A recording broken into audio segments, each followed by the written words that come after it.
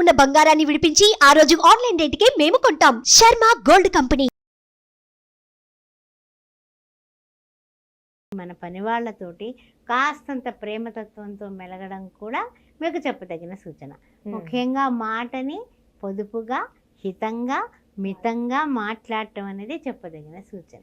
అంటే ఇప్పుడు అమ్మ ప్రైవేట్ ఉద్యోగస్తులు కానీ గవర్నమెంట్ రంగానికి సంబంధించి ఏ విధంగా ఉంటుందమ్మా? గవర్నమెంట్ ఉద్యోగస్తులు కానీ ఇప్పుడు ప్రైవేట్ ఉద్యోగస్తులు కానీ ఎవరైనప్పటికీనమ్మా కొంచెం కొన్ని విషయాల్లో మనం ప్రతిరోజు వాకింగ్ చేయడం ఒకటి, అది మానకుండా చేయాలి. ఆరోగ్యం భాస్కరాది ఇచ్చేది కదా. ఈ శని వక్రగతి వల్ల 2వ స్థానానికి మనకు వస్తుంది. అందువల్ల ఏంటంటే దృష్టి పడుతుంది. అందువల్ల కొంచెం అది శని భగవానుడికి ఇష్టం నడక. నడక నడిచి ఎంతమందో ఎన్నో రకాలుగా రాజ్యాలు వెళ్తున్నారు. అందువల్ల శని భగవానుడికి ఇష్టమైన నడక మానకండి ఉద్యోగస్తులారా. ఆ తర్వాత ఏది కూడా పెద్ద నిర్ణయాలు ఇప్పుడు పెద్దగా తీసుకోకండి. చేంజ్ అవ్వాలనే ఆలోచనలు చేయకండి. ఆ తర్వాత ఏంటంటే ప్రతిరోజు ఓం సం శనిచ్చరాయ నమః 19 సార్లు అనుకొని మంచి దిగండి. అది మాత్రం తప్పనిసరి చెప్పదగిన సూచన. తర్వాత ముఖ్యంగా ఏంటంటే కనుక కొంచెం ధ్యానం చేసుకోవడం. దాని మీద కూడా మీరు ఏదైనా సరే యోగా కానీ ధ్యానం కానీ ఇలాంటి వాటి మీద కూడా మైండ్ పెడితే మనస్సు మనయో మనుష్యానం కారణం బంధం వచ్చేయో, రకరకాల బంధనాల వల్ల మనిషికి మనస్సుని అటు ఇటు పెండ్యులం లాగా కదులుతూ ఉంటుంది కదా. దాన్ని మనం కొంచెం నివారించుకోవచ్చు. ధ్యానం మీద, శ్వాస మీద దృష్టి పెట్టడం అనేది చెప్పదగిన సూచన ధనుస్సు రాశి వారికి. లేకపోతే మనకి తెలియకుండా కృంగిపోతాం, కాసేపు హుషారుగా ఉంటాము, కాసేపు అలా నిరాశ నిస్పృహ.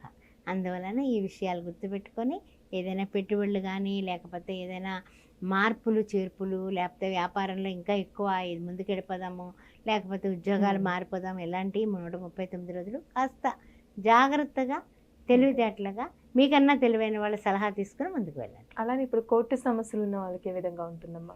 కోర్టు సమస్యలు ఉన్న వాళ్ళకి అన్ని విధాలా బాగుందమ్మా. కానీ ఏంటంటే కనుక ఆ విషయంలో కూడా మీరు అంటే ఎలా ఉంటుందంటే కనుక డబ్బు ఇస్తూ ఉంటారు లాయర్లకి అదిని.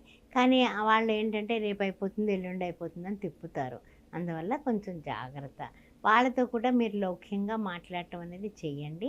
అప్పుడు మన పనులు సమయానికి అయ్యేటటువంటి విషయం ఉంది. ఎక్కువ దాన ధర్మాలు ఎలా చేయాలన్నది ప్లాన్ చేసుకోండి.